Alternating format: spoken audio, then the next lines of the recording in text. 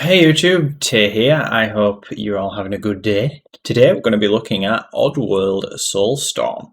Now, this is a remaster of Oddworld Abe's Exodus, and it's had some changes as opposed to the original, and we're going to have a quick look at it. Also, if you are interested in watching me play through the original Abe's Exodus, it should be the link in the description. I'm trying out a new format, as you can tell, so feel free to like the video, subscribe if you want more, and comment if you think you are enjoying this kind of content. Otherwise I won't bother again because it's quite a lot of editing. So let's get into the video, shall we? If you're unfamiliar with the Oddworld series, it begins with a Mudokon slave called Abe, a slave at the meat processing plant known as Rupture Farms. He finds out that himself, as well as his Mudokon friends, are to be slaughtered for food by the Glukkons.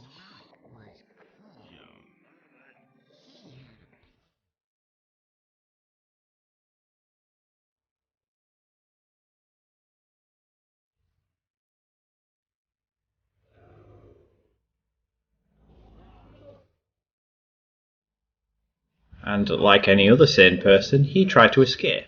And he did. And he escaped with a couple of friends as well. But there was plenty of people who was still there, so he basically had to rescue them. Long story short, he acquired powers and rescued all of his Mudokons and escaped into the caves. And that's where Abe's Exodus comes ahead and follows the next part of the story. However, with the arrival of Oddworld Soulstorm, there has been some changes with how the story has been told. Not the shackles you chained to yourself. But it's over, and Rupture Farms is burned down. We're free now. No, Abe, not over. Just beginning. But I'm so tired. They're all tired. There is no rest. But with some time, There is no time. But we're safe now. Only for you few, and only for this moment. But this moment is over. We're discovered. Oh no. I must say, with the arrival of Oddworld Soulstorm, I've noticed that the story has turned a lot more darker than the original on the PlayStation 1. Given that it was pretty brutal at the time, this is taking a different approach.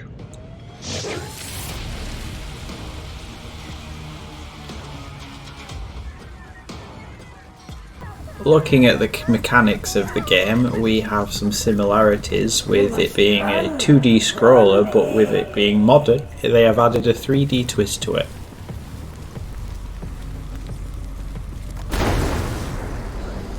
One of the new features that is added into Oddworld Soulstorm is the ability to craft as well as loot for equipment such as bottled water, which you will need to extinguish fires. And while it seems like a neat mechanic at first, it does seemingly get old pretty fast, constantly having to extinguish flames to progress. They also have Soulstorm brews which do the opposite and create fires. So you'll find yourself having to burn down barriers and then having to extinguish the fire with water. It does get quite annoying. This is probably me being stupid as well, but I had trouble trying to figure out which buttons did which, and I found myself tapping every single button just to be able to swap which equipment I wanted to use. With the addition of secret areas, you find royal jelly, which I'm not a fan of because it takes away the charm of the originals, which you basically had one life. With this, you have a chance to not die, and you get more health by collecting these royal jellies. In any case, once you find your way out of the burning cave, you will find yourself trying to escape the area. There is a big blimp in the area that is sniping and throwing bombs everywhere, and it's just a big old chaos. As well as an alert meter, the sligs have the ability to shoot down as well as up. and it is quite annoying because you don't know if they can see you or not properly.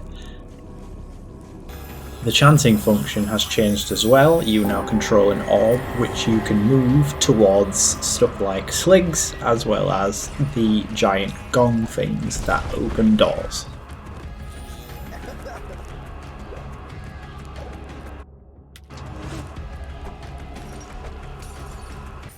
Another interesting mechanic is the ability to save a lot of Modokans at once, and my first time didn't go too well, as you can see. I'm not particularly impressed with how it works so far, and I don't know if this is going to be a common thing or it's just because it's at the start of the game.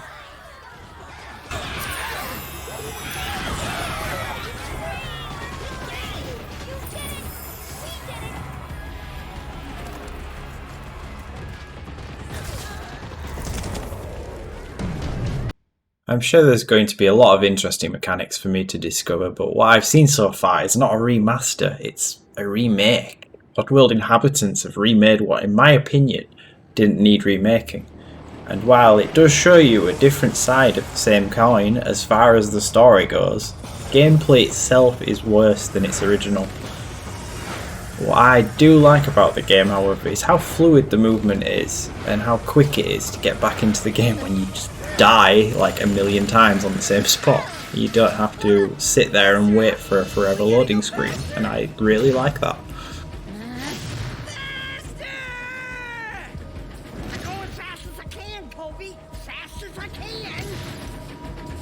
So my overall impressions of the game aren't bad, but they're not good either. I really wish it was just a remaster, because the graphics in the game really live up to the wait, but they didn't need to add loads of things like to spice it up, like crafting and pickpocketing, when it was already a great game, as it was a simple 2D platformer.